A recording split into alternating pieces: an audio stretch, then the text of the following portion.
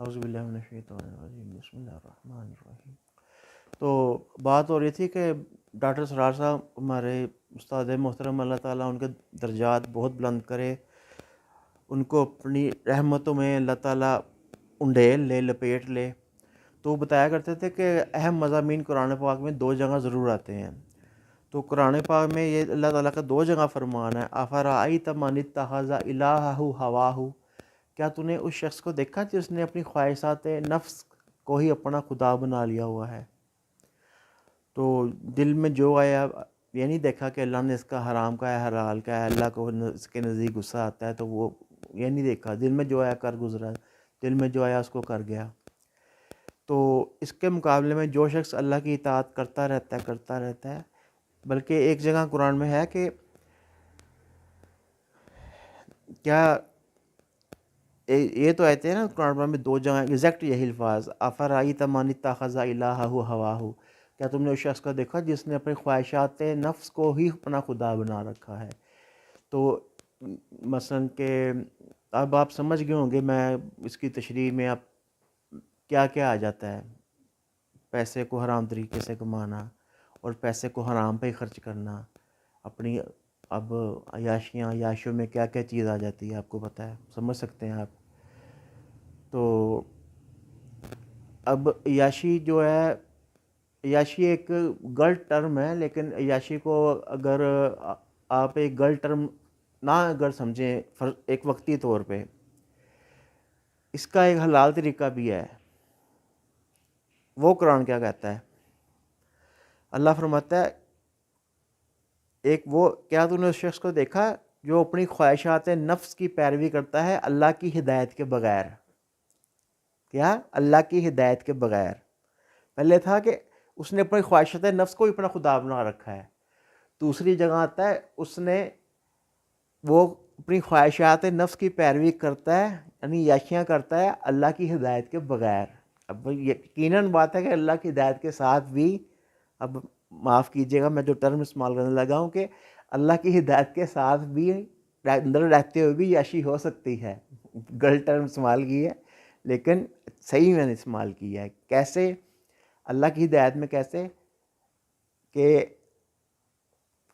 اب آپ کی طبیعت مائل ہو رہی ہے، لازمی بات ہے، ہر شخص کے ساتھ اللہ تعالیٰ نے ایک خواہش لگا دی ہوئی ہے، جب جس سے ریپروڈکشن کا سلسلہ آغاز ہوتا ہے، وہ اتنا پرزور جذبہ ہے لیبیڈو، بندے کی ایڈو لیبیڈو، تو وہ بندے کو لے جاتی ہے زنا کی طرف۔ تو اس کے لیے اللہ نے ایک حلال راستہ رکھا ہے، ایک نہیں، دو نہیں، تین نہیں، چار تک رکھا ہوا ہے۔ تو یہ اللہ کی ہدایت کے اندر جو ہے نا، وہ آپ اپنی خواہش پوری کر سکتے ہیں۔ اسی طرح آپ مال کمائیں، جتنا مرضی کمائیں، لیکن اس میں اللہ کی ہدایت کے اندر رہتے ہوئے کمائیں، ٹھیک ہے؟ وہی نا، جو اللہ کی ہدایت کے اندر اپنی نفس کی خواہش جتنی مرضی پوری کریں، اس میں کوئی گناہ نہیں ہے۔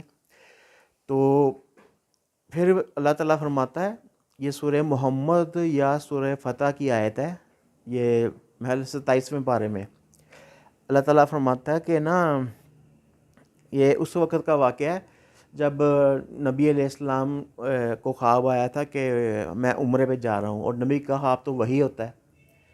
تو نبی علیہ السلام صحابہ کو لے کے نا، شاید 1400 یا 1500 صحابہ تھے، تو احرام باندھے ہوئے تھے، تو آپ نا نکل گئے، صحابہ کو لے کے تشریف لے گئے عمرہ کرنے، لیکن وہ کفار مکہ نے ان کو آپ کو روک دیا عمرہ کرنے سے۔ تو ادھر صحابہ بڑے پریشان کہ نبی کا خواب تو وہی ہے، ہمیں کیسے روک دیا عمرہ کرنے سے؟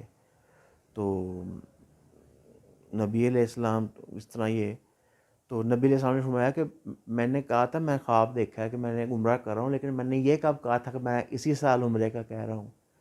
تو یہ اجتہادی غلطی تھی، جو مثلا کہ میں لفظ استعمال کر رہا ہوں، اجتہادی غلطی نبی علیہ السلام سے اب مثلا کئی لوگوں کو بات بری لگ سکتی ہے، مثلا اللہ کی طرف سے وہی تو آ گئی ہے کہ ایک تو یہ کہ اجتہادی غلطی، اچھا اس کو چھوڑیں۔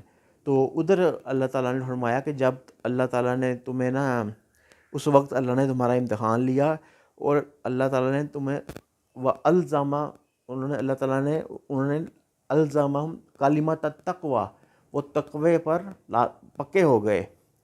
تو ادھر اللہ نے فرمایا اللہ تعالیٰ نے ایمان کو تمہارے دلوں میں مزین کر دیا ہے، تمہارے دلوں میں اس کو خوبصورت بنا دیا، تمہیں وہی پسند ہو گیا ہے۔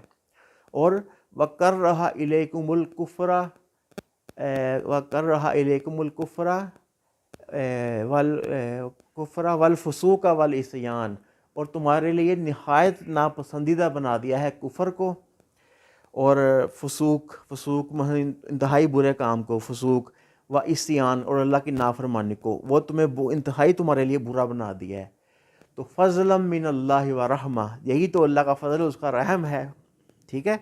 تو بندہ جس چیز کو پہلے سمجھ رہا ہوتا ہے کہ یہ میرے لیے بہت مشکل کام ہے، یہ مجھے اچھا نہیں لگتا، تو وہی بعد میں بندے کو انتہائی پسندیدہ ہو جاتا ہے، اللہ اس کے لیے انتہائی پسندیدہ اس کو بنا دیتا ہے۔ یہ دوبارہ سن لے آیت کہ آیت مکمل مجھے یاد نہیں آ رہی، اس کا یہ حصہ مجھے یاد ہے کہ وَلَكِنَّ اللَّهَ كَرَّهَ، لیکن اللہ تعالیٰ نے کراہت سے کر رہا ناپسندیدہ بنا دیا ہے، الیکم الکفر، تمہارے لیے کفر کو، والفسوق، فسوق اللہ تعالیٰ کی نافرمانی، گناہ انتہائی شدید جو گناہ ہوتے ہیں، اللہ سے غداری، اللہ تعالیٰ سے غداری، اور یہ سب کچھ اس میں آ جاتا ہے فسوق میں، فاسق جو ہوتے ہیں، فاسق فسوق۔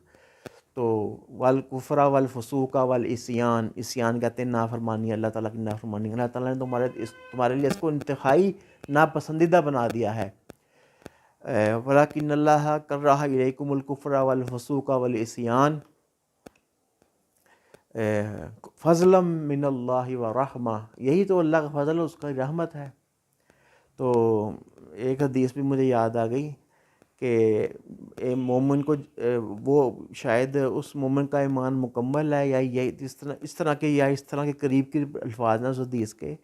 آپ نے فرمایا کہ وہ مومن اس کا ایمان کمپلیٹ، اور ہاں اس مومن نے ایمان کا مزہ چکھ لیا، ایمان کا جو لذت ہے نا، جس کو ایمان کی مٹھاس مل جاتی ہے، پھر وہ اس پر جتنے بھی ظلم ہو جائے نا، وہ ایمان کو نہیں چھوڑتا، جتنا بھی اس پر ظلم ہو جائے، آگ میں جلا دیا جائے، وہ ایمان کو نہیں چھوڑتا، جس کو ایک دفعہ ایمان کی لذت محسوس ہو جائے۔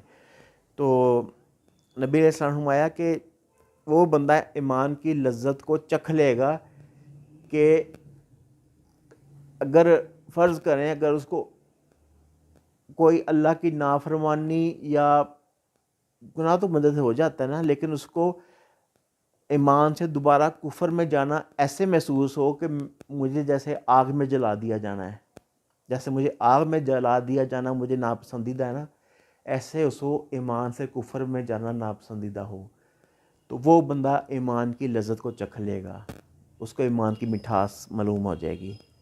تو یہ جب بندہ اللہ سے دنیا سے دین کی طرف آنا چاہے تو یہ خیالات بندے کو آتے ہیں، لیکن جب نا بندہ اللہ والا ہو جائے تو کیا ہی بات ہے، جو لذت بندے کو ملتی ہے، پھر بندے کو اللہ کی راہ میں گالیاں بھی پڑتی ہیں نا، تو بندے کو اسی میں لذت آتی ہے، بندہ کہندا مینوں ہور گالیاں پین، میں اللہ واسطے گالیاں کھاندا کہ مینوں ہور لوکی گالیاں کڈن، یار دے واسطے مینوں ہور تکلیفاں ملن۔